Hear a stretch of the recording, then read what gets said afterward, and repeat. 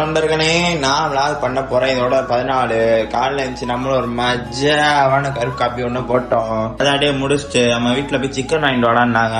அதை அப்படியே வாங்கிட்டு வந்து நம்ம வீட்டுல கொடுத்துட்டு பக்கா குளிச்சுட்டு கிளம்பியாச்சு. நண்பரையும் கூட்டிட்டு நம்ம எங்க வந்துருக்கோம் பாத்தீங்கன்னா, நம்ம ஹாஸ்பிட்டல் தான் வந்திருக்கோம். அவருக்கு இடையில கொஞ்சம் கை உடஞ்சிச்சு. அது செக்அப்க்கு இன்னைக்கு வர சொல்லியிருந்தாங்க போல. ஹாஸ்பிட்டல்ல பார்த்தா நம்ம பையன் கையில என்னத்தையும் மாட்டி விட்டாங்க.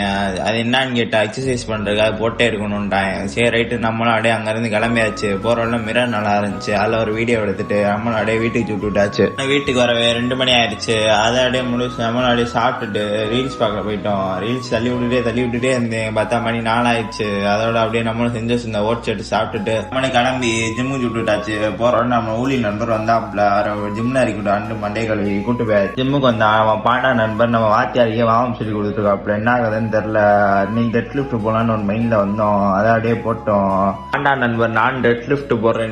சரி போடுறான், நான் பாட்டு கேட்டுட்டு இருக்கேன். என்னன்னு கேட்டா ஃபயரா போடுறேன் பாட்டு கேட்டுட்டுன்றான். சரி போட்டுருவான்னு பார்த்தா முக்கரையா முக்கிட்டே இருக்கான். சரி ரைட்டு, நம்மளும் அதை முடிச்சுட்டு லிஃப்ட போட்டதே நம்மளுக்கு சரியான வழியாகி போயிருச்சு. சரி நாடு நம்மளும் லைட்டா ஒர்க் அவுட்டை போட்டோம். அதை அப்படியே முடிச்சுட்டு நம்மளும் வீட்டுக்கு சுட்டு விட்டாச்சு. வீட்டுக்கு வந்து சாப்பிட்டு தூங்க போயாச்சு. இதோட வீடியோ முடிஞ்சு. வீடியோ பார்த்ததுக்கு நன்றி.